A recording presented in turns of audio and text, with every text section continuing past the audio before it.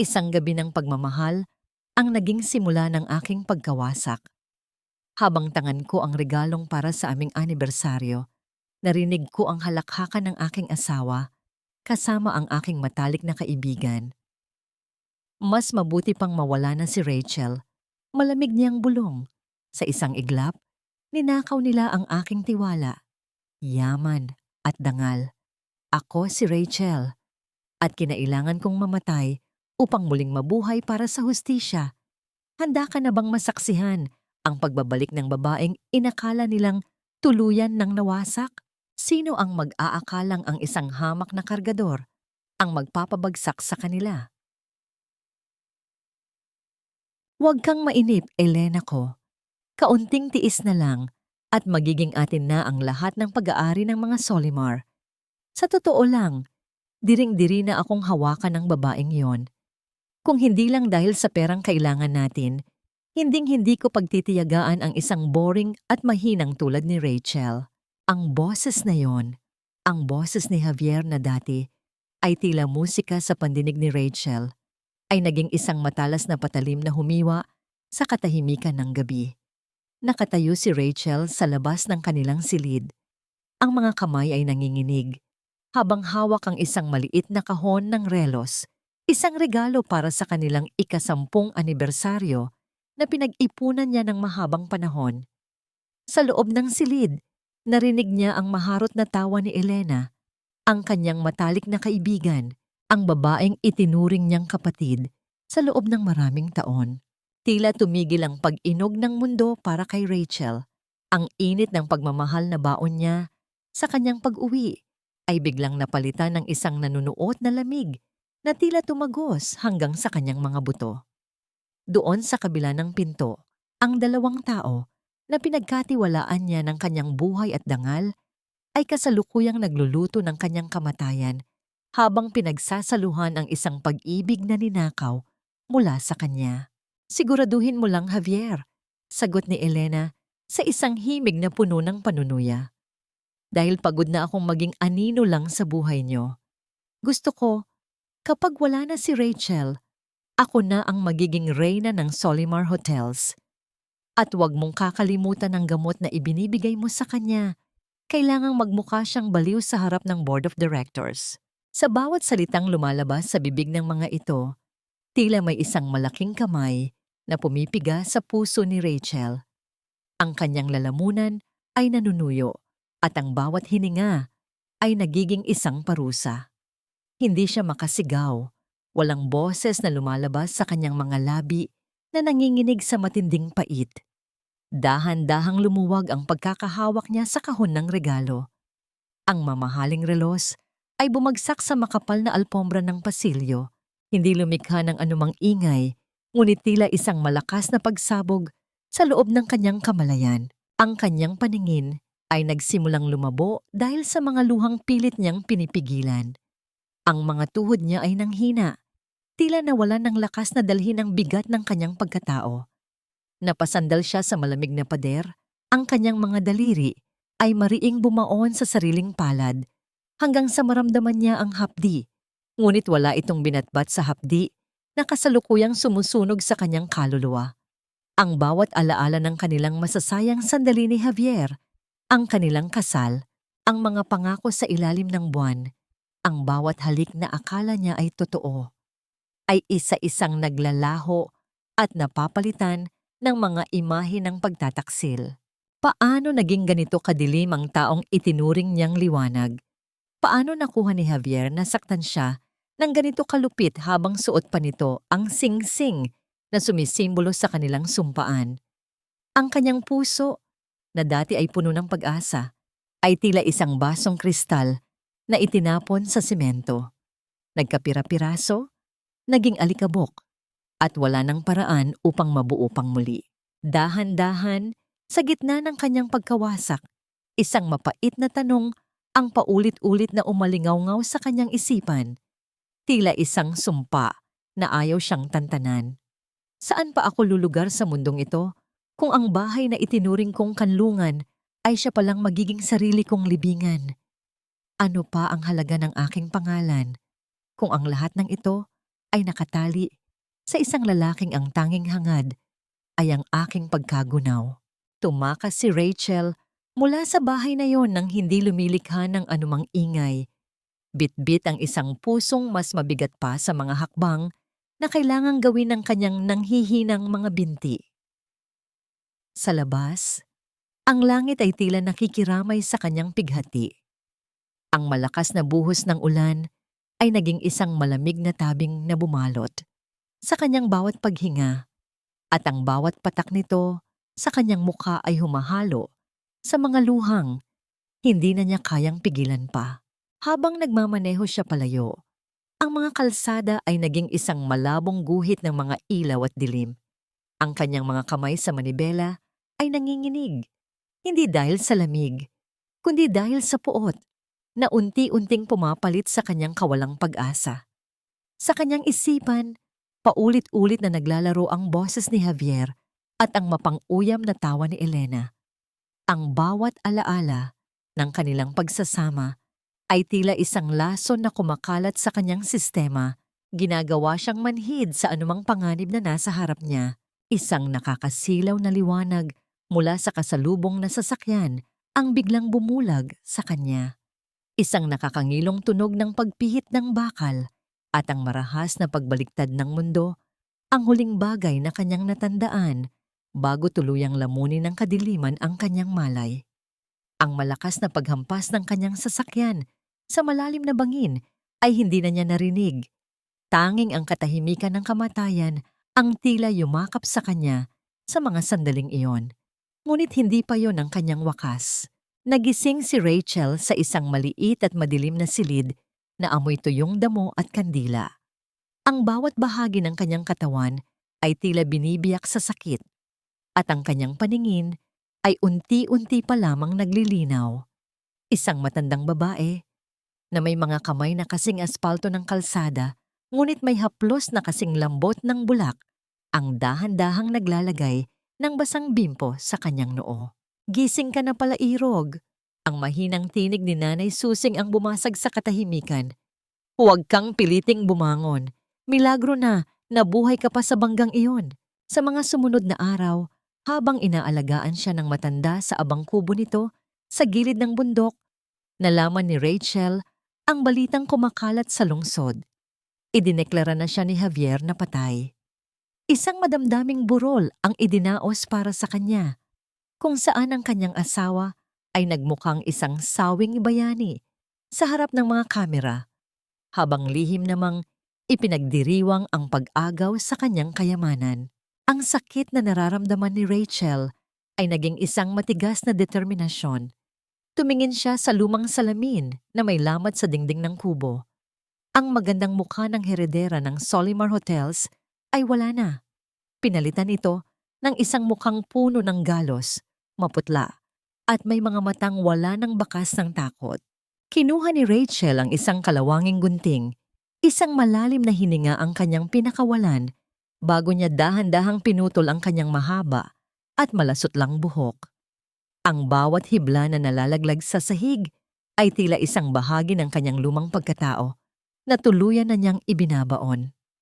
Pagkatapos, kinuha niya ang trotan mula sa kalan ni Nanay Susing at dahan-dahang ipinahid sa kanyang mukha at mga bisig. Pinapangit ang kanyang balat upang magmukhang isang taong sanay sa hirap at init ng araw. Mula ngayon, wala na si Rachel. Bulong niya sa sarili. Ang kanyang boses ay pinalalim at ginawang garalgal. Ako na si Rico, isang kargador, isang anino na hindi nila mapapansin. Nang suot na niya ang luma at malaking polo na ibinigay ni Nanay Susing, muling tumingin si Rachel sa salamin. Isang estranghero ang nakatingin sa kanya pabalik. Isang lalaking tila galing sa hirap. May dalang bigat ng mundo sa kanyang mga balikat. Walang makakakilala sa kanya. Kahit ang sarili niyang asawa, handa na siyang bumalik. Hindi bilang biktima, kundi bilang isang parusa na hindi nila inaasahan. Nakatayo si Rico sa tapat ng naglalakihang gintong gate ng Solimar Hotel. Ang ulan ay muling pumatak, Ngunit sa pagkakataong ito, hindi na siya nanginginig. Pinanood niya ang pagdating ng isang mamahaling sasakyan. Bumaba mula roon si Javier, suot ang isang itim na Amerikana, at sa tabi nito ay si Elena na nakakapit sa kanyang braso habang nakangiti ng buong ningning. Ang bawat hibla ng laman ni Rico ay tila gustong sumabog sa galit, ngunit nanatili siyang nakayuko. Ang kanyang mga kamay ay mahigpit na nakakuyom sa loob ng bulsa. Habang naglalakad ang dalawa patungo sa loob ng hotel, isang matangkad at seryosong lalaki na may hawak na clipboard ang lumapit sa kanya. "Hoy, ikaw! Yung bagong kargador!" Sigaw ng lalaki. "Ano pang tinitingin-tingin mo dyan? Magtrabaho ka na kung ayaw mong mapalayas dito." Dahan-dahang iniangat ni Rico ang kanyang paningin at tumitig sa mga mata ng lalaking iyon. Si Barry, ang kilalang striktong supervisor ng maintenance. Doon, sa gitna ng ingay ng mga sasakyan at marangyang kapaligiran ng hotel, naramdaman ni Rico ang isang kakaibang kaba na hindi niya maipaliwanag. "Opo, boss. Pasensya na po," sagot ni Rico sa isang boses na hindi na makikilala. Ngunit bago pa siya makahakbang, hinawakan ni Barry ang kanyang braso nang mahigpit at tinitigan siya ng mabuti sa mga mata. Tila may hinahanap na katotohanan sa likod ng maruming mukha ni Rico. "Sandali, parang pamilyar ka sa akin. Saan kita nakita dati?" Mabigat ang bawat hakbang ni Rico habang pasan ng isang malaking kahon ng mga gamit sa maintenance. Ang mga kamay na dati ay malasutla at tanging mamahaling alahas lamang ang hinahawakan ay punong-puno na ngayon ng mga paltos at dumi. Ang bawat patak ng pawis na gumugulong sa kanyang muka ay tila selyo ng kanyang bagong katayuan, isang hamak na kargador sa sarili niyang kaharian. "Bilisan mo, Rico! Hindi tayo binabayaran dito para magmuni-muni." Ang boses ni Barry ay umalingaw-ngaw sa malawak na pasilyo ng Solimar Hotel. Napayuko si Rico at mas hinigpitan ang hawak sa kahon. "Opo, Sir Barry. Malapit na po," sagot niya sa boses na pilit niyang pinapaos. Naramdaman ni Rico ang matalas na titig ni Barry sa kanyang likuran. Alam niyang hindi pa rin lubos na nagtitiwala ang supervisor sa kanya. May kung ano sa kilos ni Rico na tila hindi tugma sa isang kargador mula sa probinsya, ngunit kailangan niyang mag-ingat. Ang bawat pagkakamali ay maaaring maging mitya ng kanyang pagkabuko. Nang marating nila ang dulo ng pasilyo, tumigil si Barry sa tapat ng isang pinto. Ang pintong iyon ay tila isang malaking sugat na biglang bumukas sa puso ni Rico. Iyon ang executive suite, ang silid na dati nilang pinagsasaluhan ni Javier. Linisin mo ang loob. Siguraduhin mong walang kahit anong alikabok sa bawat sulok. Darating ang may-ari ng hotel kasama ang kanyang magiging bagong asawa para sa isang mahalagang pulong. Utos ni Barry, ang kanyang boses ay tila walang pakialam, ngunit ang kanyang mga mata ay nanatiling nakamasid. Bagong asawa. Ang mga salitang yon ay tila mga lason na bumara sa lalamunan ni Rico. Tumango siya nang hindi tumitingin kay Barry at dahan-dahang pumasok sa silid. Pagkasara ng pinto, tila bumalik ang lahat ng alaala sa isang iglap. Ang amoy ng mamahaling pabango ni Javier ay nakakapit pa rin sa hangin, humahalo sa bago at masangsang na amoy ng pabango ni Elena. Nakita ni Rico ang kanyang paboritong plapusa sa gilid ng bintana, ngunit ngayon ay may nakapatong na ritong pulang scarf na alam niyang kay Elena. Lumapit siya sa mesa ni Javier. Ang kanyang mga kamay ay nanginginig habang hinahawakan ang malamig na kahoy. Dito niya dati niyayakap ang asawa habang ito ay nagtatrabaho. Ngayon, ang mesang ito ay naging altar ng kataksilan. Napansin niya ang isang basurahan sa ilalim ng mesa na puno ng mga pinagpunit-punit na papel. Sa isang sandali ng pag-asa, lumuhod si Rico at nagsimulang damputin ang mga piraso ng papel. Nakita niya ang mga salitang transfer of shares at signature of the deceased. Ang kanyang puso ay nag-umpisang tumibok ng mabilis, tila isang tambol na nagbababala ng panganib. Hindi pa siya patay, ngunit nakahanda na ang lahat ng dokumento para agawin ang bawat sentimong pinaghirapan ng kanyang ama. Biglang narinig ni Rico ang tunog ng pagpihit ng doorknob mula sa labas. Ang tunog ng mga yabag ng sapatos na gawa sa mamahaling balat ay pamilyar na pamilyar sa kanyang pandinig. Kasunod nito ang malanding hagik-gik ni Elena na tila isang tinik na bumaon sa kanyang puso. I'm so excited, Javier. Kapag nakuha na natin ang huling pirma mula sa mga board members, wala nang makakapigil sa atin. We will be the most powerful couple in this industry. Wika ni Elena, ang kanyang boses ay pununo ng kasakiman. Everything is under control, mahal ko. Si Rachel ay isa na lamang masamang panaginip na kinalimutan na ng mundo. Sagot ni Javier sa isang malamig na tono na tila hindi kailanman nagmahal. Walang mapuntahan si Rico. Sa gitna ng kanyang takot, mabilis siyang gumapang sa ilalim ng malaking lamesa. Yakap-yakap ang mga piraso ng papel sa kanyang dibdib. Pinigilan niya ang kanyang paghinga. Isinandal ang kanyang ulo sa malamig na kahoy habang ang kanyang mga mata ay nananatiling nakapikit ng marii. Ang dulo ng sapatos ni Javier ay ilang pulgada lamang ang layo sa kanyang mga kamay. Nararamdaman ni Rico ang panginginig ng kanyang buong katawan. Ang bawat tibok ng kanyang puso ay tila naririnig ng buong silid sa gitna ng nakakabinging katahimikan. May kakaibang amoy dito, Javier, wika ni Elena habang naglalakad palapit sa lamesa. Parang amoy, pawis ng isang hamak na manggagawa. Hindi ba pinalinis ang silid na ito? Tumigil ang sapatos ni Elena sa tapat mismo ng lamesa kung saan nakatago si Rico. Dahan-dahang yumuko ang babae. Ang kanyang kamay ay unti-unting lumalapit sa gilid ng lamesa upang silipin ang ilalim nito. Ang mundo ni Rico ay tila huminto. Ang kanyang bawat selula ay sumisigaw sa tindi ng kaba at panganib. Bumukas ang pinto bago pa man tuluyang masilip ni Elena ang ilalim ng lamesa. Ang malakas na boses ni Barry ang bumasag sa tensyon na tila isang kuryenteng gumising sa natutulog na diwa ni Rico. Ma'am, sir, paumanhin po sa istorbo. Wika ni Barry habang diretsong nakatingin sa dalawa. Ang kanyang mukha ay seryoso at walang emosyon. May kailangan lang po akong kumpirmahin sa inyong schedule para sa inspection mamaya.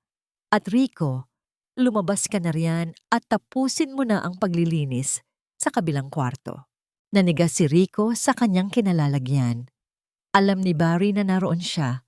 Sa gitna ng kanyang takot, dahan-dahan siyang gumapang palabas habang nakayuko, pilit na itinatago ang mga piraso ng papel sa loob ng kanyang maduming polo. Nakita niya ang pagkunot ng noo ni Javier at ang nandidiring tingin ni Elena sa kanya. Mag-ingat ka, supervisor. Siguraduhin mong ang mga kinukuha ninyong tauhan ay hindi mga magnanakaw o mga espiya. Malamig na sabi ni Javier bago binalaling muli ang atensyon kay Elena. Pagkalabas ng silid, hindi siya tinigilan ni Barry. Hinila siya nito patungo sa maintenance area, isang lugar na malayo sa karangyaan ng hotel, kung saan ang amoy ng langis at kalawang ang namamayani. Mariing binitawan ni Barry ang braso ni Rico at hinarap siya ng may halong galit at pagtataka.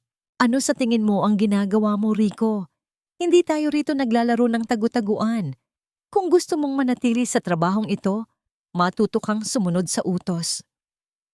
Sigaw ni Barry, ngunit ang kanyang mga mata ay tila nagtatanong, naghahanap ng paliwanag na hindi kayang ibigay ni Rico. Pasensya na po, Sir Barry, hindi na po mauulit. Mahinang sagot ni Rico, ang kanyang tinig ay garalgal dahil sa kaba. Ilang oras ang lumipas habang abala ang lahat sa pagsasaayos ng isang malaking scaffolding sa main lobby para sa gagawing pagpipinta. Isang hindi inaasahang pangyayari ang nagpabago sa takbo ng kanilang ugnayan. Dahil sa maluwag na tornilyo at bigat ng mga kagamitan, ang malaking bakal na istruktura ay nagsimulang gumiwang. Walang kamalay-malay si Barry na nakatayo mismo sa ilalim nito habang may binabasa sa kanyang clipboard. Sir Barry, tabi! Ang sigaw ni Rico ay umalingaw-ngaw sa buong labi. Hindi na nag-isip pa si Rico. Mabilis siyang tumakbo at buong lakas na itinulak si Barry palayo. Kasunod nito ay ang nakakangilong tunog ng pagbagsak ng mga bakal sa sahig na lumikha ng isang malakas na dagundong na tila yumanig sa pundasyon ng hotel. Ang alikabok at ingay ay bumalot sa paligid. Nakahiga silang dalawa sa malamig na semento, hinihingal at kapwa na babalot ng takot. Dahan-dahang bumangon si Barry, ang kanyang muka ay maputla habang tinitignan ang mga bakal na muntik nang tumapos sa kanyang buhay kung hindi dahil kay Rico.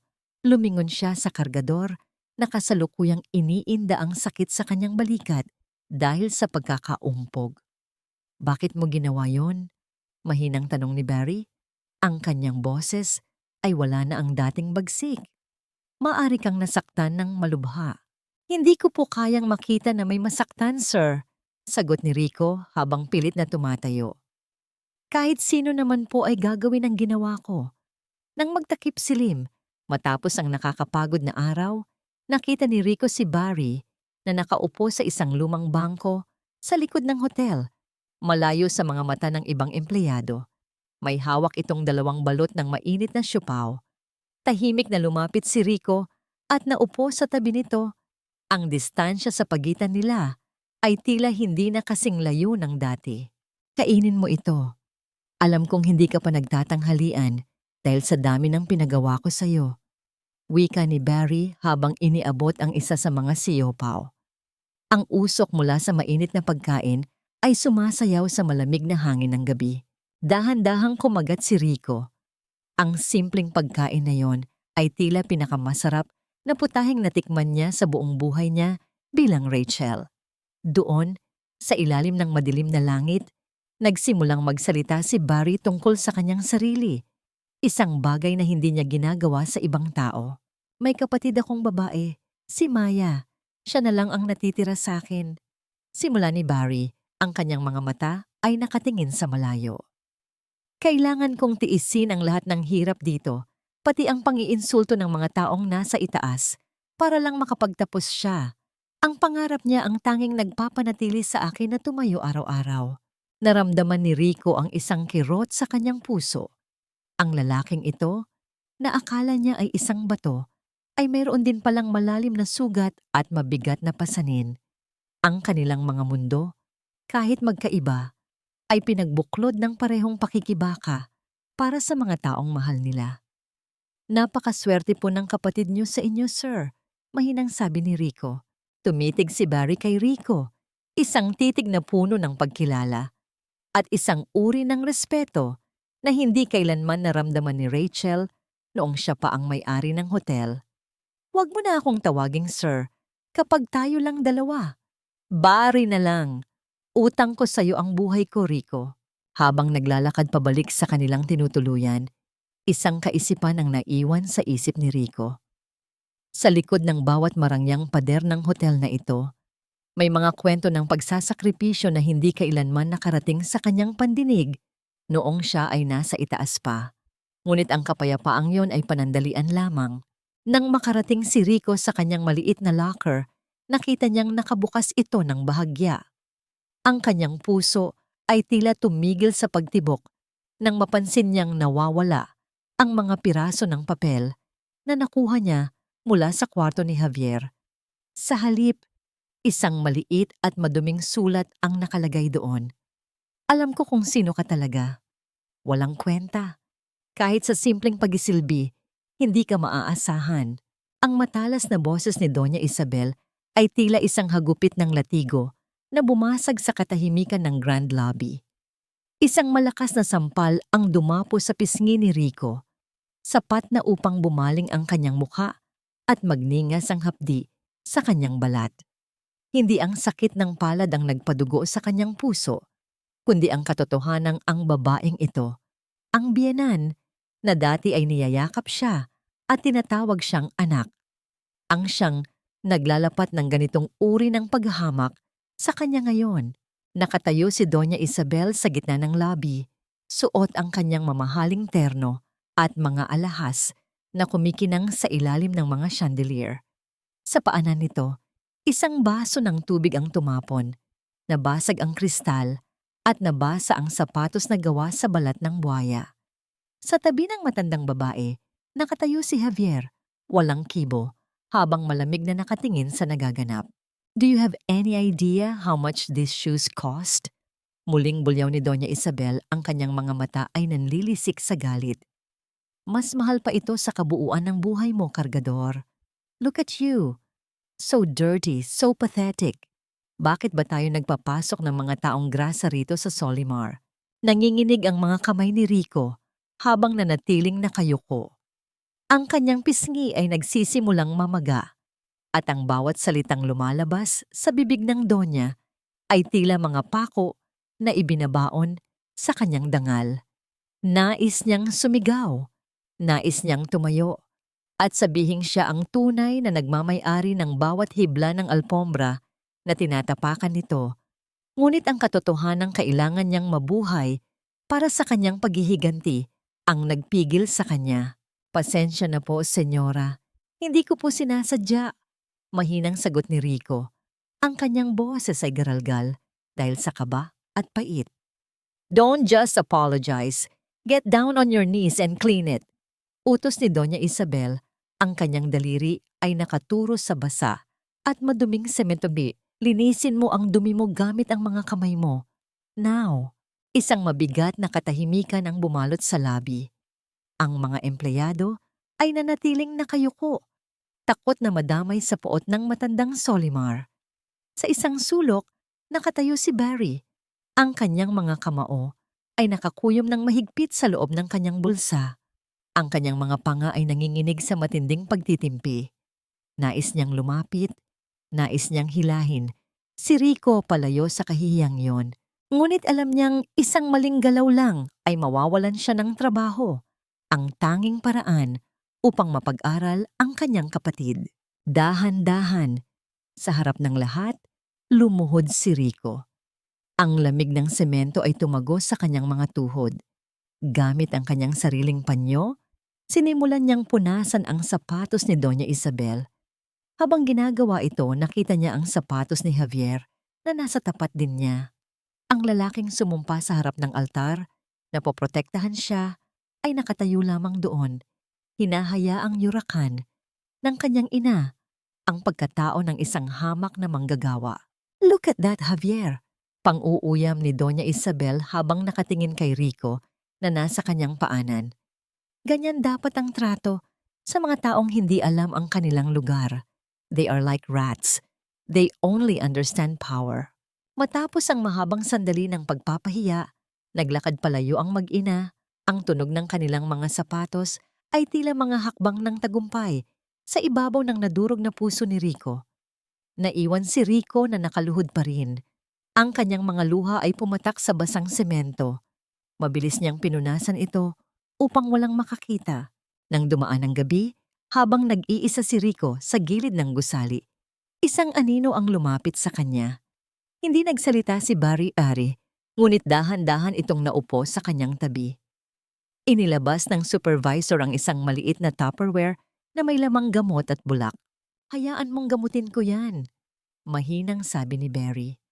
Ang kanyang mga kamay, na sanay sa mabibigat na bakal, ay naging napakaingat habang idinidikit ang bulak sa namamagang pisngi ni Rico. Huwag mong hayaang kainin ka ng galit, Rico. Ang mga taong ganyan, may sarili silang impyerno. Naramdaman ni Rico ang hapdi ng gamot. Ngunit mas naramdaman niya ang init ng malasakit ni Barry. Ito ang golden moment na tila nagbigay ng konting liwanag sa kanyang madilim na mundo. Isang simpleng haplos na nagpaalala sa kanya na tao pa rin siya. Bakit niyo po ito ginagawa, Sir Barry? Tanong ni Rico. Dahil alam ko ang pakiramdam ng tinatapakan at alam ko ang pakiramdam ng kailangang manatiling nakatayo kahit durog na ang loob mo. Sagot ni Barry. Ang kanyang mga mata ay puno ng lungkot na tila may sariling kwento ng pagtitiis. Bago umalis si Barry, muling lumingon si Rico sa pasilyo at nakita si Doña Isabel na nakatayo sa dulo. Tila may naiwan. Nagtagpo ang kanilang mga mata sa malayo. Isang kilabot ang gumapang sa likuran ni Rico nang makita ang pagtataka sa mukha ng matanda. Dahan-dahang lumapit si Doña Isabel, ang kanyang mga mata ay naniningkit habang pinagmamasdan ang bawat anggulo ng mukha ni Rico sa ilalim ng malabo na ilaw. "You," bulong ng matanda. Ang kanyang boses ay biglang naging malamig at puno ng pagduda. "Your eyes? Bakit mo ako tinititigan ng ganyan? Kay lupit ng iyong mga mata. Tila katulad ng sa malas na babaeng iyon bago siya mamatay." Sa gitna ng malalim na gabi, ang bawat pasilyo ng Solimar Hotel ay tila nagiging isang labirinto ng mga lihim. Ang katahimikan ay nababasag lamang ng mahihina at mabilis na yabag ni Rico na tila isang aninong pilit kumakawala sa dilim. Hawak ang isang susi na ninakaw niya mula sa maintenance room. Dahan-dahan niyang binuksan ang pinto ng opisina ni Javier. Ang silid na dati ay puno ng halimuyak ng mga pangarap, ngunit ngayon ay amoy kataksilan na lamang. Pagpasok niya, ang bawat gamit sa loob ay tila mga saksi sa kanyang pighati. Ang malaking lamesang gawa sa mahogany, ang mga leather na upuan, at ang mga painting sa dingding. Lahat ng ito ay binili ng kanyang ama para sa kanya. Ngunit ngayon, ang lahat ng ito ay pinamumugaran na ng kasamaan. Sa tulong ng maliit na flashlight, sinimulan ni Rico ang paghahanap sa mga drawer na dati ay hindi niya man lang pinagtangka ang buksan dahil sa tiwala niya kay Javier. Sa pinakailalim na bahagi ng isang nakatagong cabinet, natagpuan niya ang isang asul na folder. Ang kanyang mga kamay ay nanginginig habang binabasa ang nakasulat, "Medical Report of Don Alberto Solimar." Habang binabasa ang bawat linya, ang kanyang hininga ay tila unti-unting kinakapos. Ang kanyang ama ay hindi namatay sa natural na sakit sa puso. Ayon sa lihim na ulat na ito, may mga gamot na ibinigay sa kanya na hindi naman kailangan. Mga gamot na unti-unting nagpahina sa kanyang sistema hanggang sa tuluyan itong bumigay.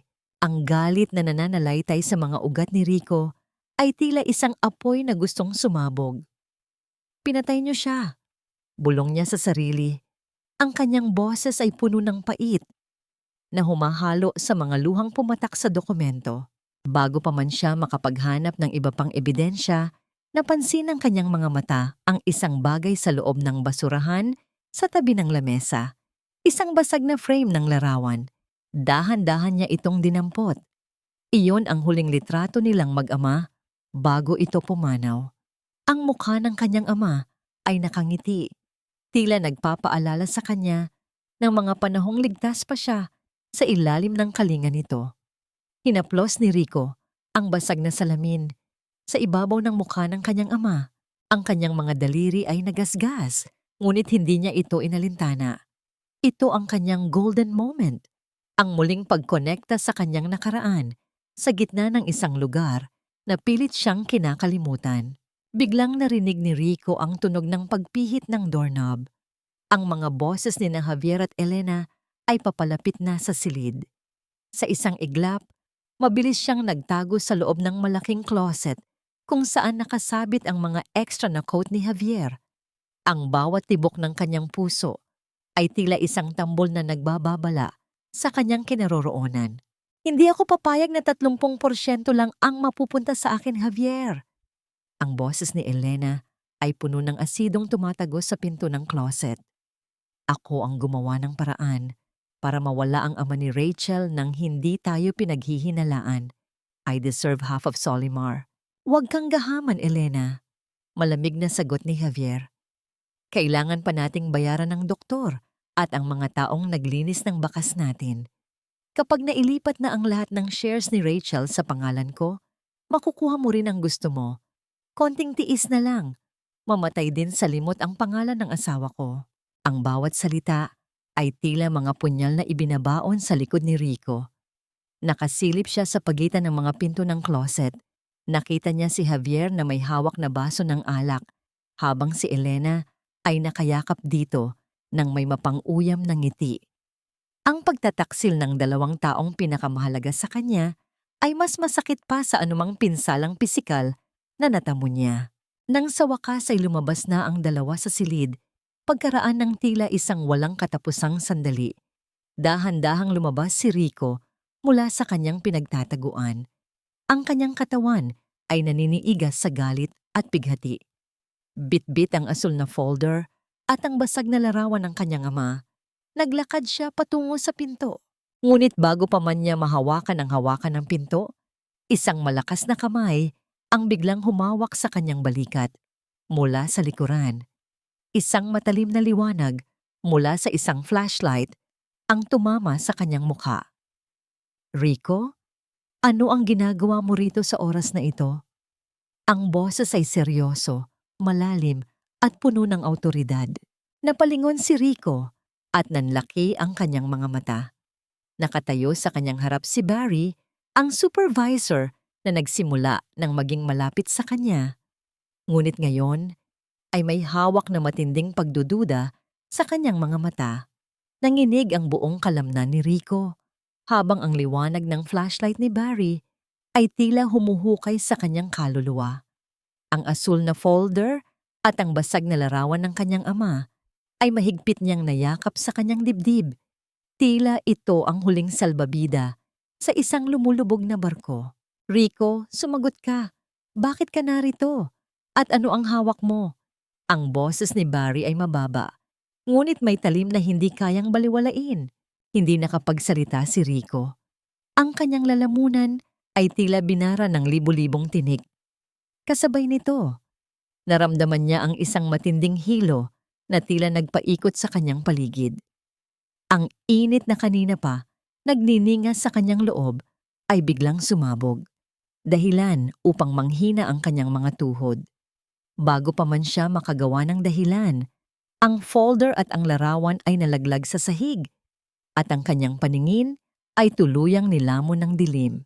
Sa labas, ang langit ay tila nagalit. Ang bawat patak ng ulan ay humahampas sa mga bintana ng hotel nang may matinding puwersa. Lumilikha ng isang nakakangilong ingay na tila libu-libong maliliit na bato ang itinatapon sa salamin. Ang kulog ay umalingaw-ngaw, isang malakas na dagundong na naging hudyat ng pagkawala ng kuryente sa buong gusali. Nagising si Rico sa loob ng isang maliit at madilim na silid, ang quarters ni Barry sa maintenance area. Ang tanging liwanag ay mula sa isang maliit na kandila na sumasayaw sa ihip ng hangin. Naramdaman niya ang isang malamig na bimpo sa kanyang noo at ang kanyang katawan ay nababalot ng isang makapal na kumot. Ngunit ang kaba ay muling bumangon sa kanyang dibdib nang mapansin niyang ang kanyang polo ay bahagyang nakabukas at ang mga benda na ginagamit niya upang itago ang kanyang pagkababae ay bahagyang nalunod sa basang ulan. Nakatayo si Barry sa tabi ng bintana, nakatalikod sa kanya. Ang kanyang malapad na balikat ay tila pasa ng isang mabigat na pasya. Dahan-dahang humarap ang lalaki at sa liwanag ng kandila, nakita ni Rachel ang isang emosyong hindi niya inaasahan, lungkot at matinding pagkagulat. "Huwag kang matakot," mahinang sabi ni Barry. Ang kanyang boses ay garalgal. "Noong dinala kita rito, basang-basa ka. Kailangan kitang punasan dahil sa taas ng lagnat mo at doon ko nalaman." Napahawak si Rachel sa kanyang dibdib. Ang kanyang mga mata ay nagmakaawa sa dilim. "Barry, pakiusap." "Bakit Rachel?" Ang pagbanggit ni Barry sa kanyang tunay na pangalan ay tila isang kidlat na tumama sa gitna ng silid. Lumapit si Barry at naupo sa tabi ng kanyang higaan. Hawak ang basag na larawan ni Don Alberto. Bakit ang nag-iisang heredera ng Solimar ay nagpapanggap na isang kargador? Bakit kailangan mong dumanas ng ganitong hirap at kahihiyan? Hindi na napigilan ni Rachel ang kanyang mga luha. Ang lahat ng sakit na kinimkim niya mula noong gabing iyon ay bumuhos ng walang preno. Sinabi niya ang lahat, ang pagtataksil ni na Javier at Elena, ang pagpatay sa kanyang ama, at ang tangka sa kanyang sariling buhay. Ang bawat salita ay tila isang dugong lumalabas mula sa isang sariwang sugat. Akala ko, akala ko patay na ako nung gabing iyon. Hikbi ni Rachel. Ang kanyang mga kamay ay nanginginig habang hawak ang kamay ni Barry. Ngunit kailangan kong bumalik. Kailangan kong bawiin ang lahat ng ninakaw nila sa akin. Hindi para sa pera, kundi para sa katarungan ng aking ama. Isang mahabang katahimikan ang namagitan sa kanila. Tanging ang tunog ng ulan sa labas ang naririnig. Dahan-dahang itinaas ni Barry ang kanyang kamay at hinawi ang isang hibla ng buhok sa mukha ni Rachel. Ang kanyang haplos ay puno ng paggalang at isang uri ng pangangalaga na matagal nang hindi nararamdaman ni Rachel. Ito ang golden moment, isang sandali kung saan ang pagpapanggap ay naglaho at tanging dalawang kaluluwang sugatan ang natira. Noong una pa lang, alam kong may kakaiba sa'yo, bulong ni Barry. Ang mga mata mo, hindi yan mata ng isang kargador. Iyan ang mga mata ng isang taong nawalan ng lahat, ngunit lumalaban pa rin. Hinawakan ni Barry ang mukha ni Rachel nang may pag-iingat. Mula ngayon, hindi ka na mag-iisa sa laban na ito. Itatago natin ang lihim mo, pero kailangan mong mag-ingat dahil kung nalaman ko, maaaring malaman din ng iba. Ngunit sa gitna ng kanilang pag-uusap, isang mara. Nakatok ang bumasag sa pintuan ng quarters ni Barry. Ang boses mula sa labas ay nagpalamig sa dugo ni Rachel. "Barry! Buksan mo ito!" sigaw ni Javier. "Nabalitaan kong dinala mo rito ang bagong kargador pagkatapos niyo sa opisina ko. May mga dokumentong nawawala at sisiguraduhin kong wala ni isa sa inyo ang makakalabas dito nang hindi ko nakukuha ang kailangan ko." Nataranta si Rachel. Ang asul na folder ay nasa ibabaw lang ng lamesa. Kitang-kita ng sinumang papasok. "Huwag mong subukan ng pasensya ko, Barry. Alam kong narito ang kargador na yon at alam kong may kinuha siya mula sa opisina ko." Ang boses ni Javier sa labas ng pinto ay tila dagundong ng kulog na nagpayanig sa buong pagkatao ni Rachel. Sa loob ng maliit na silid, ang bawat segundo ay tila isang patalim na bumabaon sa kanyang dibdib. Mabilis na kumilos si Barry. Sa isang iglap, kinuha niya ang asul na folder at isiniksik ito sa ilalim ng luma at manipis na kutsyon, habang ang basag na larawan ay itinago niya sa loob ng kanyang sariling cabinet. "Humiga ka, Rachel. Magtulog-tulugan ka," bulong ni Barry.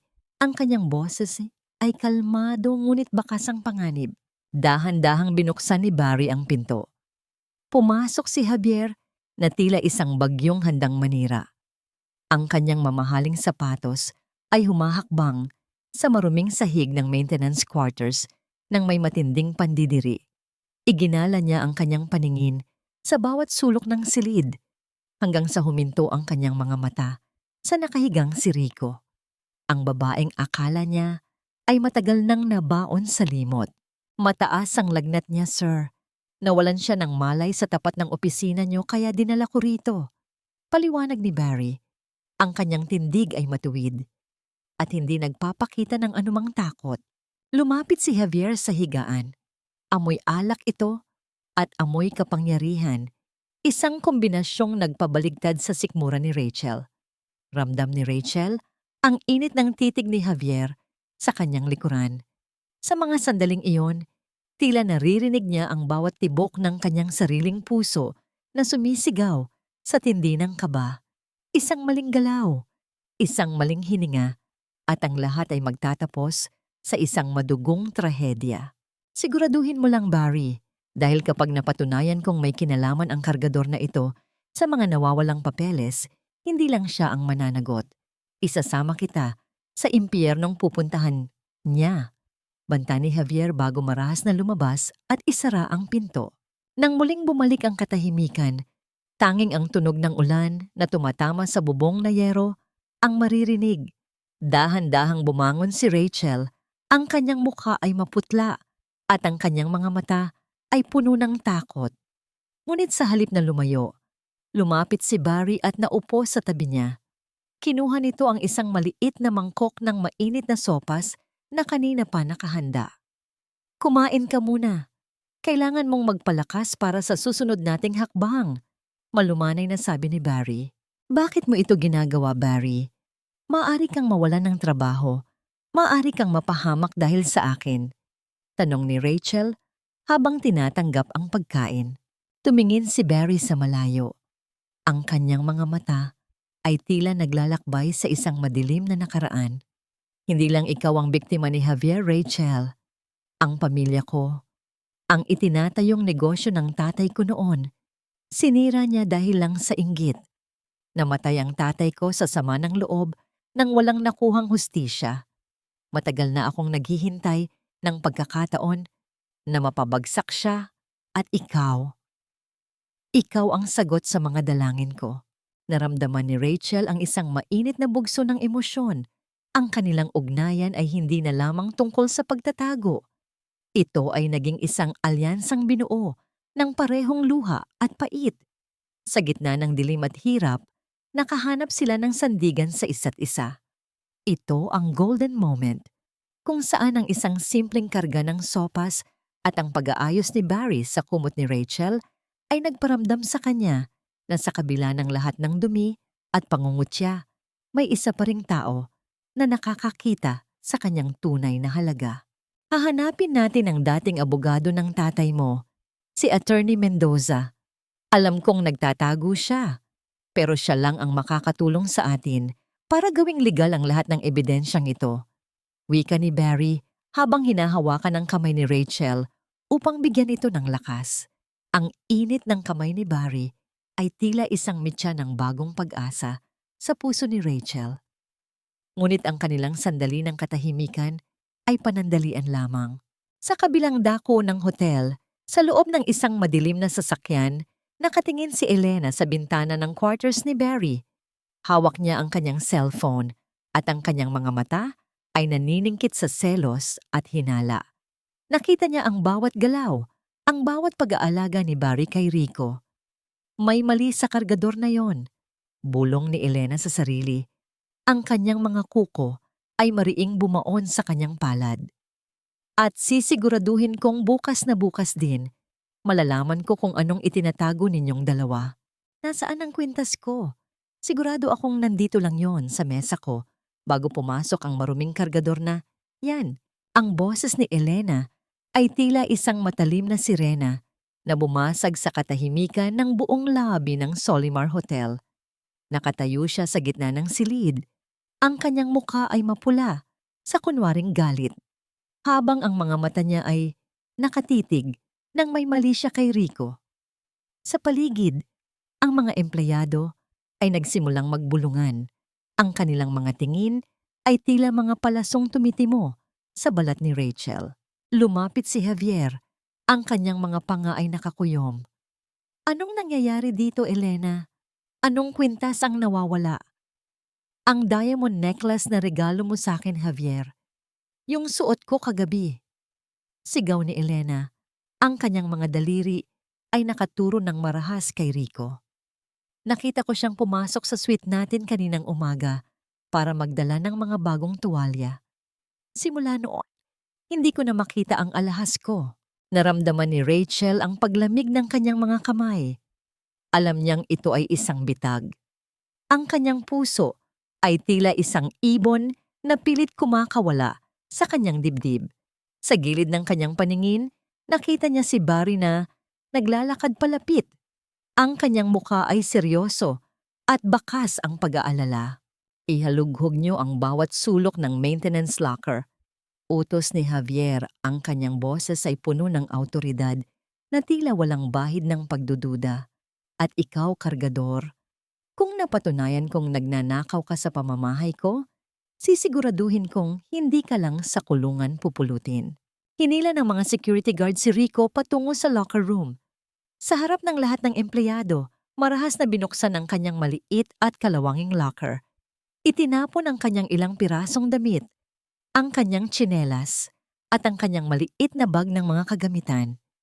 Sa gitna ng kaguluhan, isang kumikinang na bagay ang nalaglag mula sa loob ng isang luma.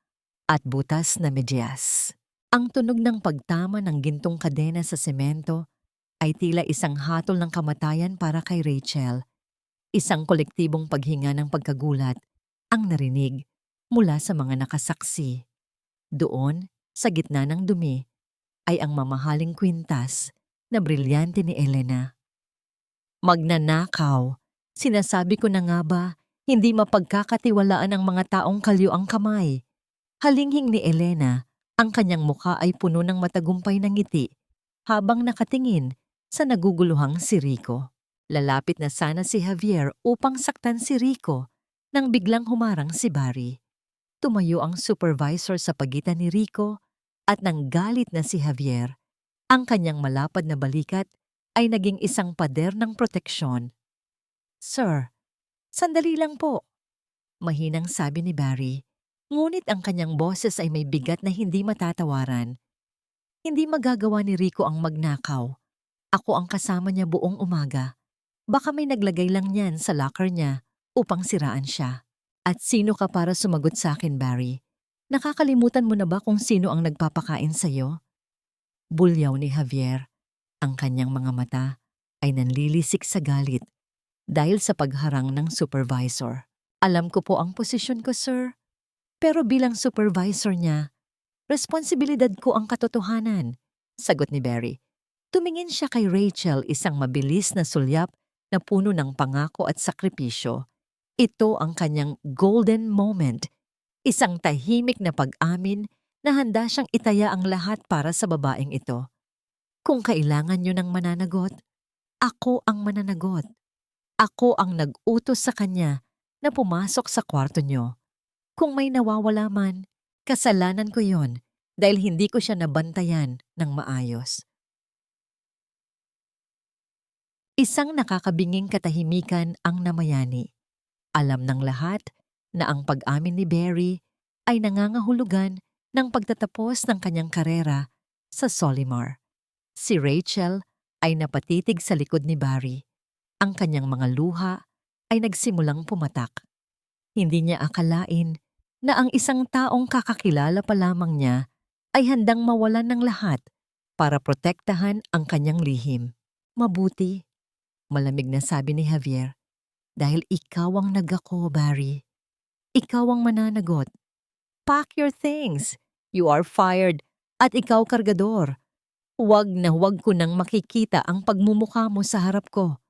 Umalis kayo rito bago ko patawagin ang mga pulis." Sa labas ng hotel, sa ilalim ng isang malungkot na puno ng nara habang bumubuhos ang ulan, nakatayo silang dalawa. Hawak ni Barry ang kanyang maliit na bag ng mga gamit, habang si Rachel ay nakayuko. Ang kanyang buong katawan ay nanginginig sa pagsisisi. "Bakit, Barry? Bakit mo ginawa yon?" Tikbi ni Rachel. Ang kanyang boses ay halos hindi marinig dahil sa ingay ng ulan. "Wala ka ng trabaho. Paano na si Maya? Paano na ang pag-aaral ng kapatid mo?" Dahan-dahang hinawakan ni Barry ang balikat ni Rachel. Ang init ng kanyang palad ay tila isang gamot sa nanlalamig na puso ng babae. "Mas mahalaga ang kaligtasan mo, Rachel. Ang trabaho, nahahanap yan. Pero ang pagkakataon na mapabagsak sila, hindi natin pwedeng hayaang mawala yon dahil lang sa isang pirasong alahas." Ngunit habang naglalakad sila palayo, isang itim na sasakyan ang dahan-dahang sumusunod sa kanila mula sa malayo. Sa loob nito, isang lalaking may hawak na kamera ang kumuha ng litrato sa kanilang magkasamang pag-alis. Ang panganib ay hindi pa natatapos. Sa katunayan, ang tunay na bagyo ay nagsisimula pa lamang. "Huwag kang lilingon, Rico. Takbo! Umalis ka na rito!" Ang sigaw ni Barry ay tila isang babala mula sa kabilang buhay. Sa madilim na eskinita, patungo sa tinutuluyan ni Nanay Susing, 4 na anino ang biglang sumulpot mula sa mga gilid ng naglalakihang basura. Ang mga ito ay hindi mga ordinaryong magnanakaw. Ang kanilang mga kilos ay mabilis, sanay, at ang bawat isa ay may hawak na matigas na kahoy at bakal. Itinulak ni Barry si Rico palayo. sapat na upang hindi ito maabot ng unang hataw. Isang malakas na tunog ng pagtama ng kahoy sa balikat ni Barry ang umalingaw-ngaw sa makitid na daan. Napaungol ang lalaki sa sakit, ngunit hindi siya natumba. Sa halip, hinarap niya ang mga ito ng walang takot. Ang kanyang mga kamao ay nakakuyom habang pinoprotektahan ang espasyo sa pagitan ng mga salarin at ni Rico. Napanood ni Rachel ang bawat paghataw, ang bawat suntok na tumatama sa katawan ni Barry. Ang bawat kalabog ay tila tumatama rin sa kanyang sariling puso. Nakita niya ang pagtalsik ng dugo mula sa labi ni Barry na mabilis namang hinugasan ng walang tigil na ulan. Ang panginginig ng kanyang mga kamay ay napalitan ng isang uri ng tapang na hindi niya alam na taglay niya. Hindi siya pwedeng tumayo lang doon. Hindi siya pwedeng mawalan ng isa pang taong nagmamahal sa kanya. Mabilis na dinampot ni Rico ang isang kakalawanging tubong bakal na nakasandal sa pader. Sa isang galaw na puno ng desperasyon, sumigaw siya at hinampas ang isa sa mga lalaking sasaksakin, sana si Barry mula sa likod. Ang tunog ng bakal na tumama sa buto ay naging hudyat ng kanyang pakikidigma. Tulong! May mga mamamatay tao rito! Tulong! Ang sigaw ni Rico ay pumailan lang sa gitna ng bagyo, sapat na upang magbukas ang ilang mga bintana sa paligid at maglabasan ang ilang mga kapitbahay na may dalang mga itak at sulo. Dahil sa takot na mahuli, mabilis na nagsitakas ang mga anino, iniwan ang kanilang biktima na duguang nakahiga sa putikan. Sa loob ng maliit na kubo ni Nanay Susing, ang hangin ay amoy alkohol at luyang pinapakuluan. Dahan-dahang hinubad ni Rachel ang kanyang basang jacket. Ang kanyang mga kamay ay nanginginig pa rin habang binabasa ang bulak ng mainit na tubig upang linisin ang mga sugat ni Barry. Ang supervisor ay nakasandal sa dingding. Hinihingal.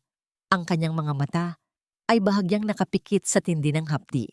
Bakit mo ginawa yun, Rachel? Mahinang tanong ni Barry.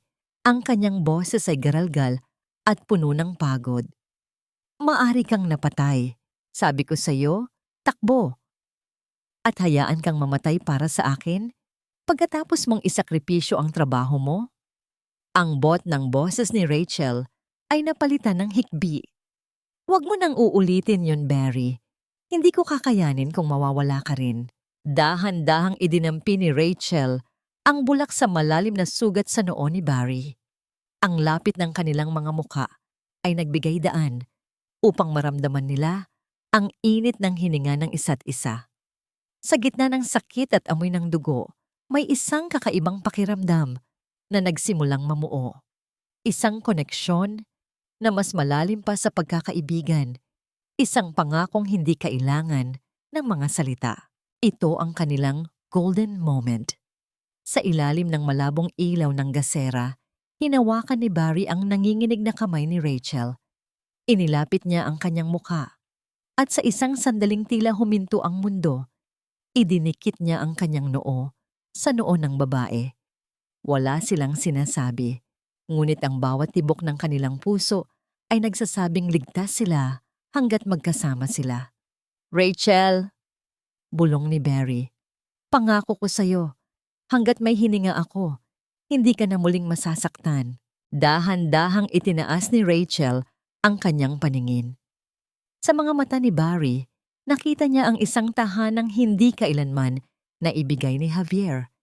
Isang kanlungang binuo ng katapatan at tunay na pag-ibig.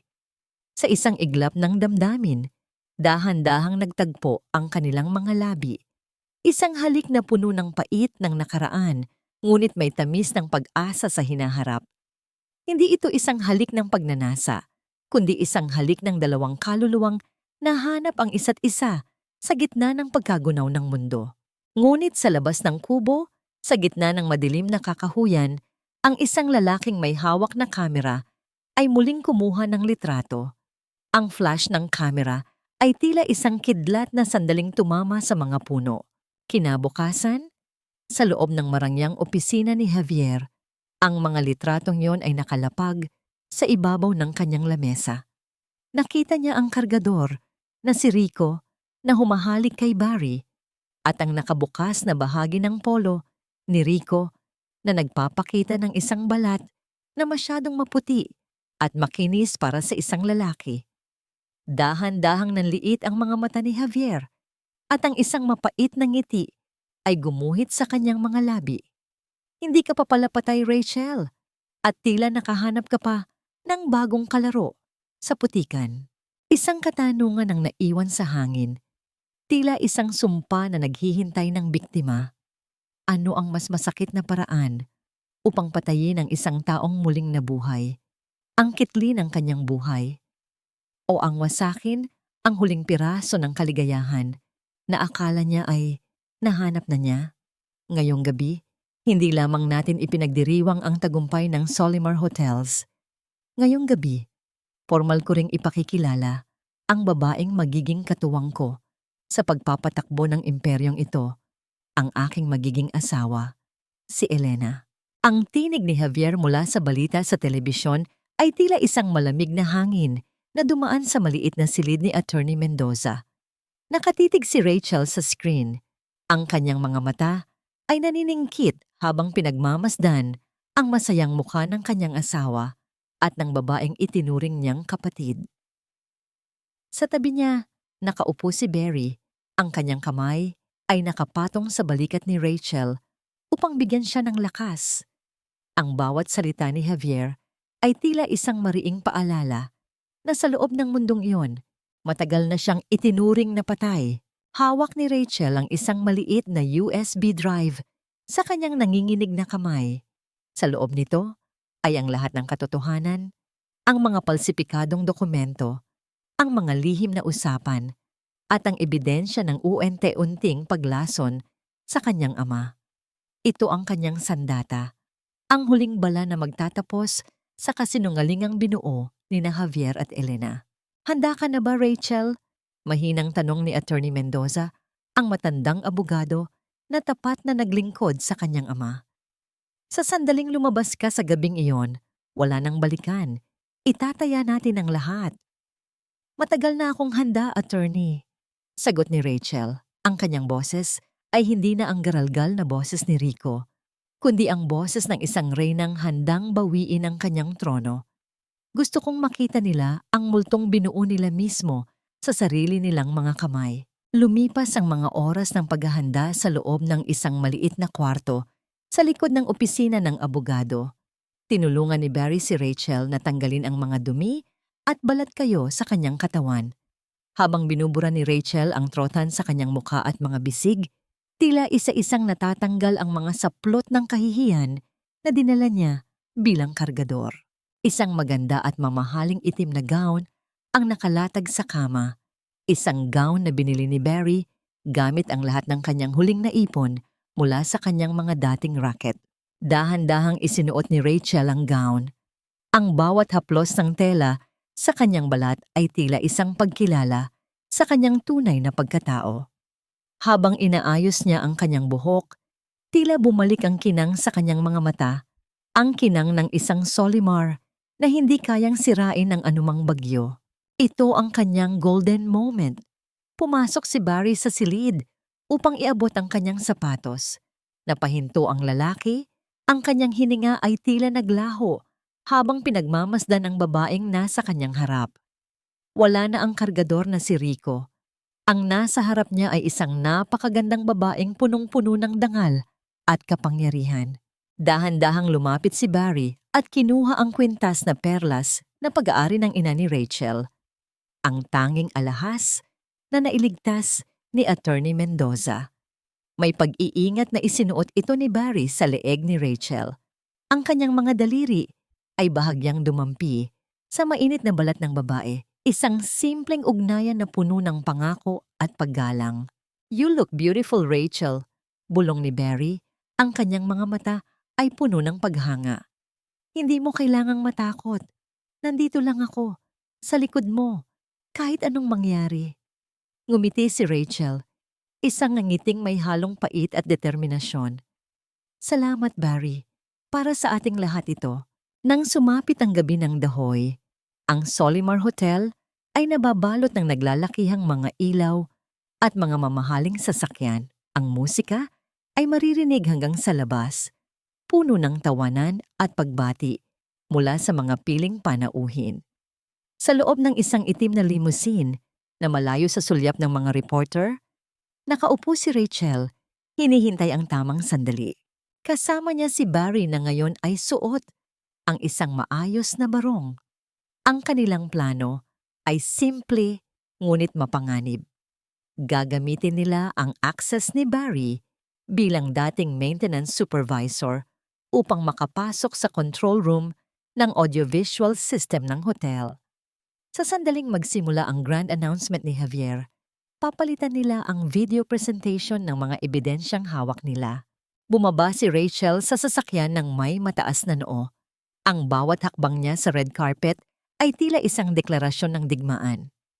Habang naglalakad siya sa gitna ng mga panauhin na hindi siya kinikilala dahil sa maskarang suot niya, nakita niya si Javier na nakatayo sa entablado, may hawak na baso ng champagne at may mapagmataas na ngiti.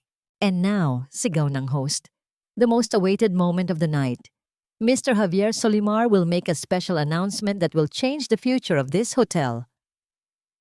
Biglang nagbago ang ilaw sa buong ballroom. Isang malaking spotlight ang tumama sa entablado. Ngunit bago pa makapagsalita si Javier, isang kakaibang ingay ang narinig mula sa mga speaker. Ang presentation na dapat ay nagpapakita ng mga larawan ni Javier at Elena ay biglang napalitan. Isang video ang lumabas sa malaking screen. Isang video kung saan malinaw na maririnig ang boses ni Javier habang kausap ang isang doktor tungkol sa gamot na ibinibigay sa ama ni Rachel. Ang buong ballroom ay biglang naging kasing tahimik ng isang libingan. Nanlaki ang mga mata ni Javier. Ang kanyang baso ng champagne ay dahan-dahang nalaglag mula sa kanyang kamay.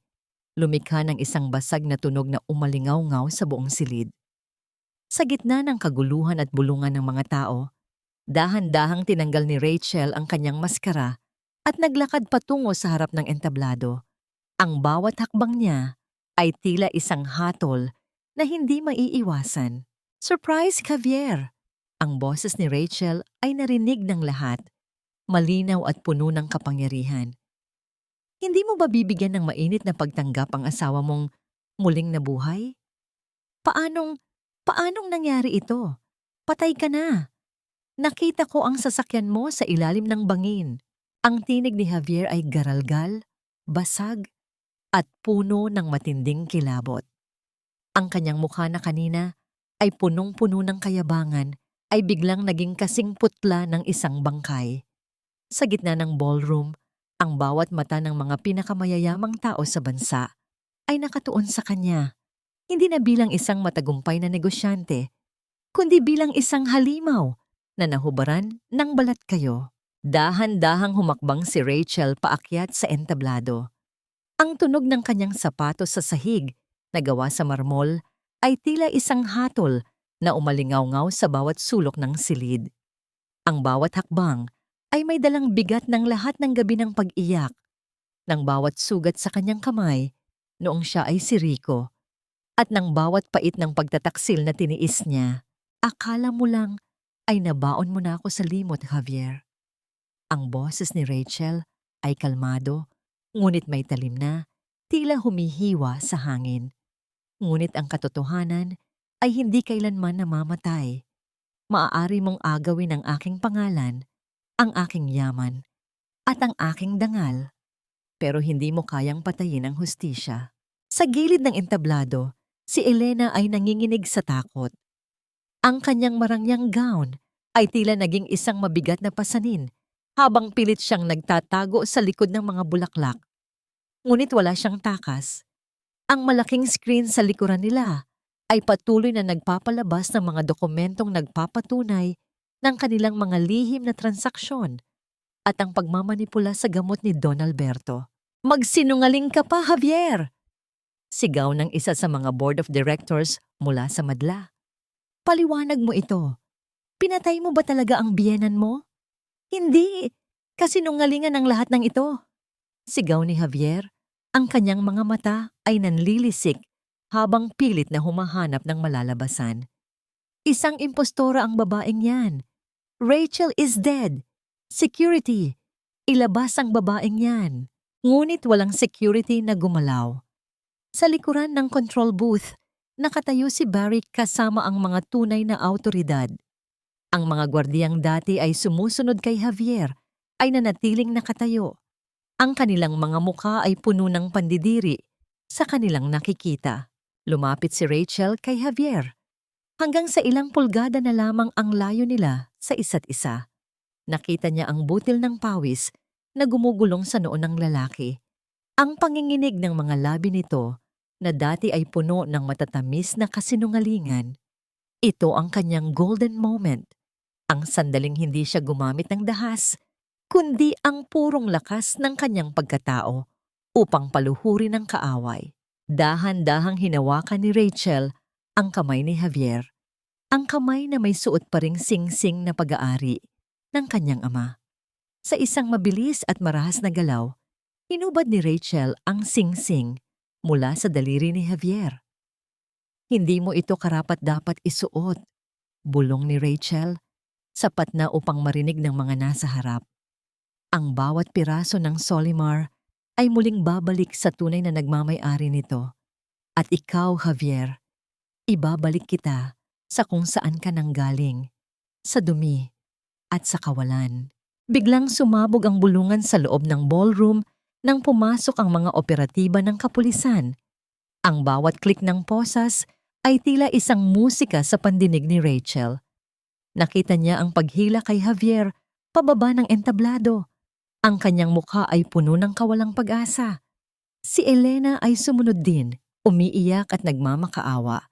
Ngunit walang sino man sa mga dati nilang kaibigan ang nag-abalang tumingin sa kanila. Sa gitna ng kaguluhan, lumingon si Rachel sa direksyon ni Barry.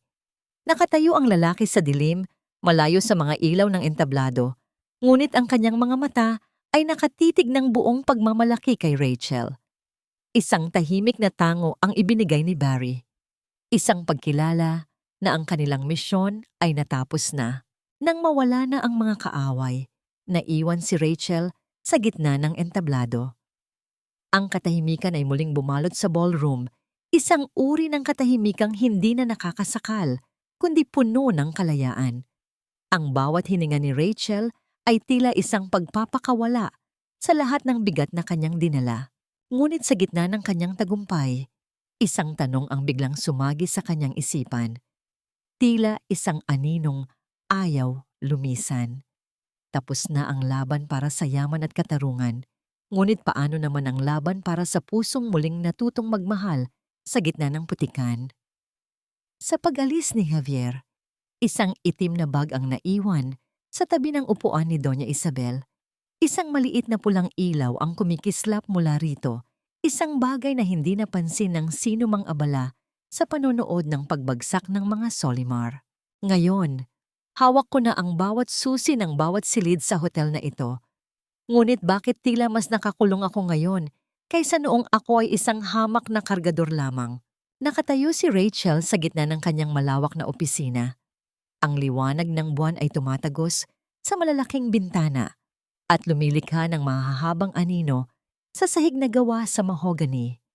Ang bawat palamuti sa silid, ang mga kristal na vase, ang mga mamahaling painting, at ang gintong pluma sa ibabaw ng kanyang mesa ay tila mga piping saksi sa kanyang tagumpay.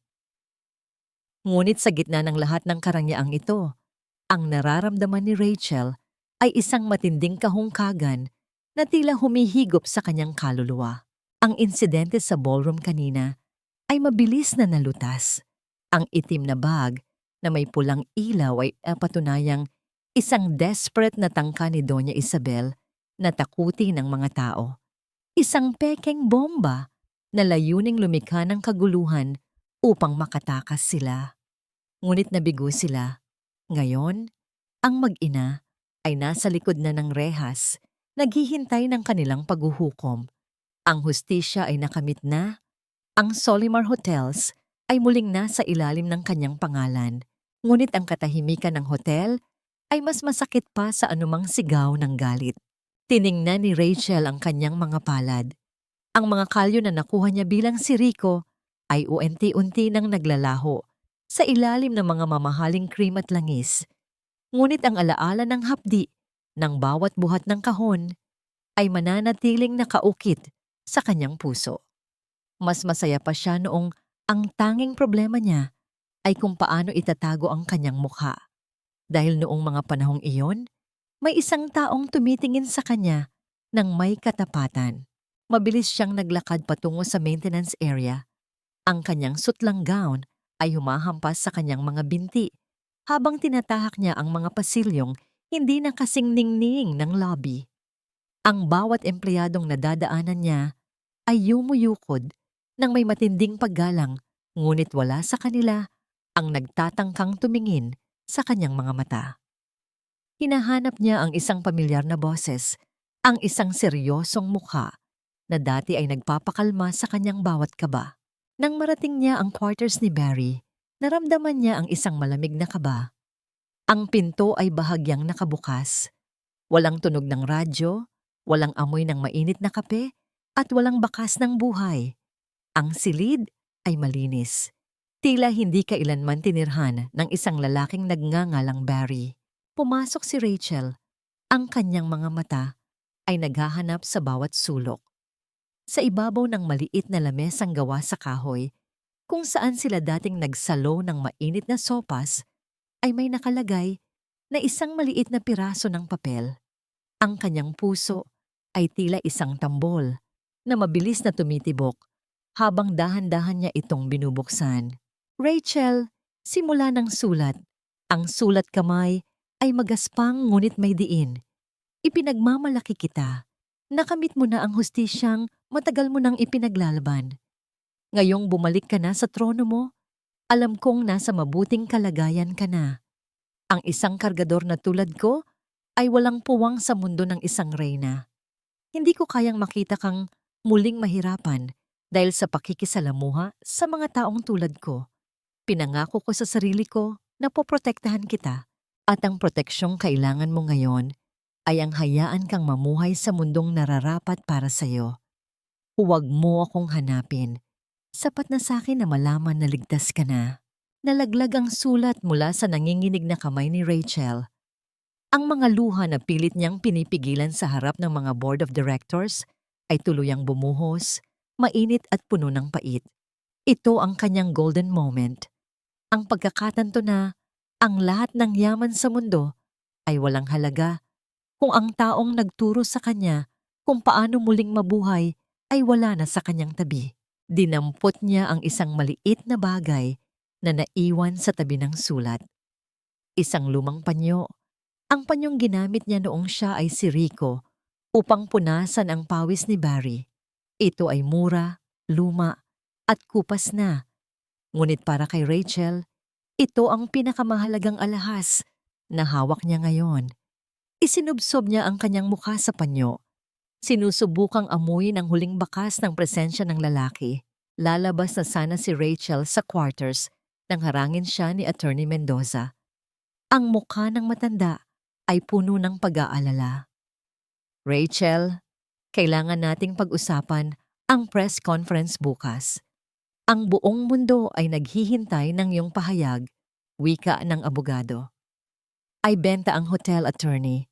Ang boses ni Rachel ay malamig at puno ng pinalidad. Ano? Rachel, pinaghirapan mo ito. Ito ang diwa ng iyong ama. Gulat na sabi ni Mendoza. Humarap si Rachel sa kanya. Ang kanyang mga mata ay nagniningning sa gitna ng kadiliman.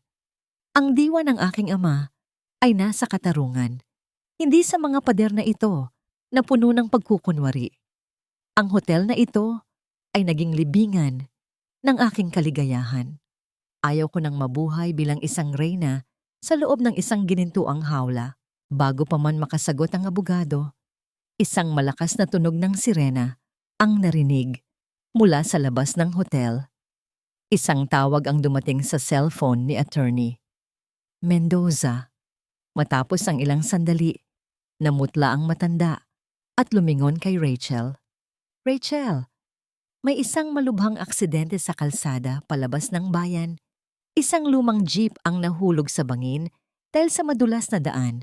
Ang pangalan ng may-ari ng jeep ay Barry. Tila tumigil ang pagtibok ng puso ni Rachel. Ang bawat himaymay ng kanyang laman ay nanigas sa tindi ng takot na tila muling bumalik mula sa kanyang nakaraan. Sa isang iglap, ang kanyang tagumpay ay naging isang sumpa na handang bawiin ang lahat mula sa kanya. Hindi sapat ang lahat ng ginto sa mundo para bayaran ng isang buhay na inialay para sa akin. Kung mawawala ka, Barry, anong saysay ng pagbabalik ng aking pangalan kung wala ka namang pagtatawagan nito? Humahangos na tinahak ni Rachel ang madilim at mabahong pasilyo ng pampublikong ospital sa labas ng bayan. Ang kanyang mamahaling gown ay punong-puno na ng putik sa laylayan, at ang kanyang mga paa ay nanginginig sa loob ng kanyang sapatos. Hindi niya inalintana ang mga tingin ng mga tao sa paligid. Isang reynang mukhang baliw na naghahanap ng kanyang nawawalang kanlungan. Ang bawat amoy ng gamot at bawat tunog ng gulong ng mga stretcher ay tila isang mabilis na tibok ng kaba sa kanyang dibdib. Nang marating niya ang dulo ng ward, nakita niya ang isang pamilyar na anino sa ilalim ng malabong ilaw. Doon, sa isang lumang kama na may manipis na kutsyon, nakahiga si Barry. Ang kanyang ulo ay nababalutan ng makapal na benda at ang kanyang braso ay may cast. Ngunit sa kabila ng mga pasa at sugat, ang kanyang dibdib ay dahan-dahang tumataas at bumababa. Humihinga siya, buhay siya. Napaluhod si Rachel sa gilid ng kama. Ang kanyang mga hikbi ay hindi na niya napigilan. Hinawakan niya ang kamay ni Barry, ang kamay na laging handang sumalo sa kanya noong siya ay si Rico. Ang init nito ay tila isang milagro na tumunaw sa yelo ng kanyang takot. Rachel! Mahinang bulong ni Barry nang dahan-dahan niyang imulat ang kanyang mga mata. Ang kanyang paningin ay malabo pa, ngunit ang amoy ng pabango ni Rachel ay sapat na upang malaman niya kung sino ang nasa tabi niya. Bakit ka narito? Sabi ko, iwan mo na ako. Hindi ako para sa mundo mo. Maling-mali ka, Barry, sagot ni Rachel habang pinupunasan ang kanyang sariling mga luha. Ang mundo ko ay hindi ang mga pader ng Solimar. Ang mundo ko ay kung nasaan ang taong nakakakilala sa akin kahit madumi ang mukha ko. Ang mundo ko ay ikaw. Ito ang kanilang golden moment, isang sandali ng purong katotohanan sa gitna ng isang ward na puno ng mga taong naghihirap. Hindi na mahalaga ang yaman, ang titulo, o ang sasabihin ng ibang tao. Hinaplos ni Rachel ang mukha ni Barry nang may matinding pag-iingat, tila isang mamahaling kristal na ayaw niyang mabasag muli. Lumipas ang ilang linggo. Sa sorpresa ng buong bansa, formal na ibinenta ni Rachel ang Solimar Hotels sa isang trust fund na binuo para sa mga manggagawa nito. Ibinigay niya ang malaking bahagi ng kanyang kayamanan sa mga charity at sa pamilya ng mga taong naging biktima ni Javier at Elena. Itinira lamang niya ang sapat para sa isang simpleng buhay. Dinala ni Rachel si Barry sa isang liblib na probinsya, sa isang maliit na bahay na malapit sa dagat at napapaligiran ng mga puno ng niyog. Wala ng mga reporter, wala ng mga kaaway, at wala ng mga maskara. Dito, ang tanging tunog na maririnig ay ang hampas ng mga alon sa pampang at ang pag-awit ng mga ibon sa madaling araw. Isang hapon, habang nakaupo sila sa beranda at pinagmamasdan ang paglubog ng araw, dahan-dahang tumayo si Barry kahit medyo pilay pa ang kanyang binti. Inilabas niya ang isang maliit na kahon mula sa kanyang bulsa. Isang kahon na gawa sa hinulmang kahoy, hindi ginto, hindi brilyante. Rachel, alam kong wala na akong maibibigay sa iyong karangyaan. Simula ni Barry, ang kanyang boses ay puno ng katapatan. Pero ang tanging maipapangako ko ay isang pangalan na hindi kailanman magsisinungaling sa iyo. Isang pag-ibig na handang maging kargador ng lahat ng bigat mo sa buhay. Papayag ka bang maging asawa ng isang simpleng lalaking tulad ko?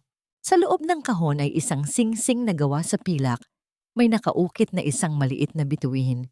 Ang bituing laging nagsasabi sa kanila na may pag-asa sa gitna ng dilim. Ngumiti si Rachel. Ang pinakamagandang nangiting kailanman ay hindi nakita ng mga tao sa Solimar. Isinuot niya ang singsing at niyakap ng mahigpit si Barry. Sa wakas, Barry, nakauwi na ako. Ngunit habang naglalakad sila sa dalampasigan, napansin ni Rachel ang isang pamilyar na figura sa malayo. Isang babaeng nakasuot ng itim at nakatingin sa kanila mula sa ilalim ng puno. Ang babaeng yon ay dahan-dahang tumalikod at naglaho sa kakahuyan, ngunit may naiwan siyang isang maliit na piraso ng papel na nakasabit sa isang sanga. Lumipas ang 5 mahabang taon at ang bawat araw na dumaan ay tila isang dahan-dahang paghilom ng sugat na akala ni Rachel ay mananatiling bukas habang buhay. Sa isang maliit at payapang baybayin ng Palawan, kung saan ang kulay ng dagat ay tila kristal at ang amoy ng sariwang hangin ay laging may dalang pangako ng bagong simula. Nakatayo ang isang simpleng bahay tuluyan na tinatawag nilang ang kanlungan. Wala na ang nagtataasang pader ng Solimar Hotels, wala na ang mga marangyang chandelier na nagtatago ng mga lihim na kasing dilim ng gabi. Ang kanlungan ay gawa lamang sa matitibay na kahoy at kawayan, ngunit ang bawat sulok nito ay puno ng halakhak at tunay na pagmamahalan. Dito, ang mga bisita ay hindi tinatrato bilang mga kliyente, kundi bilang mga kapamilya. Isang aral na natutunan ni Rachel noong siya ay si Rico pa lamang. Isang umaga, habang pinagmamasdan ni Rachel ang kanyang sarili sa salamin, napansin niya ang isang maliit na puting buhok. Ngumiti siya. Hindi na siya natatakot sa paglipas ng panahon. Ang kanyang mga mata, na dati ay puno ng puot at takot, ay nagniningning na ngayon sa kapayapaan. Wala na ang mga peklat ng nakaraan sa kanyang mukha. Ang tanging naiwan ay ang munting kalyo sa kanyang mga daliri mula sa pag-aalaga ng kanyang maliit na hardin. Dahan-dahang pumasok si Barry sa silid, bitbit ang isang tasa ng mainit na kape. Ang kanyang pagkakapilay ay halos hindi na mapansin at ang kanyang mukha ay masigla na sa ilalim ng init ng araw. Yumakap siya mula sa likuran ni Rachel at idinampi ang kanyang labi sa balikat nito. May sulat na dumating mula kay Attorney Mendoza, mahinang sabi ni Barry. Binasa ni Rachel ang sulat. Ibinalita ng abogado na si Javier ay pumanaw na sa loob ng bilangguan dahil sa isang malubhang sakit, nag-iisa at walang sino mang dumalaw sa kanyang huling sandali. Si Elena naman ay nananatiling nakakulong at ang kanyang pangalan ay tuluyan nang binura ng lipunang dati ay kanyang pinapangarap na pagharian. Ang katarungan ay ganap ng nais sa katuparan, ngunit sa halip na matuwa, nakaramdam si Rachel ng isang malalim na buntong hininga ng pagpapatawad. Hindi dahil karapat-dapat silang patawarin, kundi dahil ayaw na niyang bitbitin pa ang bigat ng kanilang mga alaala. Pinatawad ko na sila, Barry. Bulong ni Rachel habang isinasandal ang kanyang ulo sa dibdib ng asawa. Hindi para sa kanila, kundi para sa ating dalawa. Tapos na ang gabi. Ngayon, malaya na tayo. Ito ang huling golden moment ng kanyang kwento. Ang bawat haplos ni Barry, ang bawat tibok ng puso nito sa kanyang likuran, ay paalala na ang tunay na kayamanan ay hindi nasusukat sa mga shares ng kumpanya. Ang tunay na yaman ay ang makahanap ng isang taong yayakap sa iyo kahit ikaw ay basag-basag na at tutulungan kang mabuo muli nang hindi naghihintay ng anumang kapalit. Narinig nila ang isang maliit na tinig mula sa labas ng beranda. Nanay, tatay, halina po kayo. Ang mga itlog ng pagong ay nagsisimula na pong lumabas. Ito ang kanilang anak, si Alberto, na isinunod ang pangalan sa ama ni Rachel. Ang batang ito ang simbolo ng kanilang muling pagkabuhay, isang buhay na binuo mula sa putikan ng pagtataksil, ngunit naging kasing busilak ng mga perlas sa ilalim ng dagat. Sa pagtatapos ng kanilang mahabang paglalakbay, iniwan ni Rachel ang isang aral na mananatiling nakaukit sa puso ng bawat nakikinig. Ang buhay ay parang isang hotel. Maaari kang maging panauhin sa karangyaan o maging manggagawa sa kahirapan. Ngunit sa huli, hindi mahalaga kung gaano kataas ang iyong posisyon. Ang mahalaga ay kung gaano karaming pag-ibig ang iyong naibigay at kung paano mo nahanap ang iyong daan pauwi sa iyong tunay na sarili. Ang kanlungan ay hindi lamang isang lugar. Ito ang bawat yakap ni Barry, ang bawat tawa ni Alberto, at ang bawat araw na si Rachel ay gumigising na may ngiti, malaya sa anino ng nakaraan, at punong-puno ng pag-asa para sa hinaharap.